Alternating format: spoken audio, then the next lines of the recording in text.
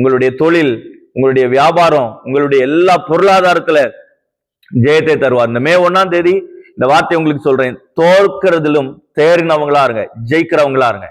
தோத்தாலும் ஜெயிக்கிறவன். செம்மையா இருக்கும்ல, சூப்பரா இருக்கும்.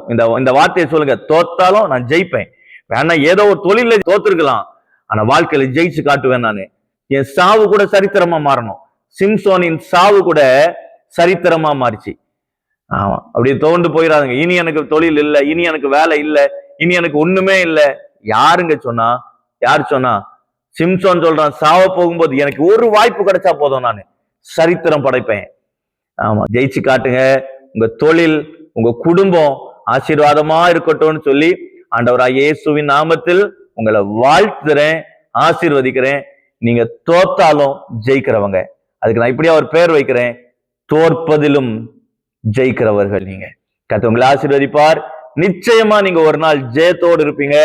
God bless you. கர்த்தர் உங்களை ஆசீர்வதிப்பாராக. ஆமென், ஆமென்.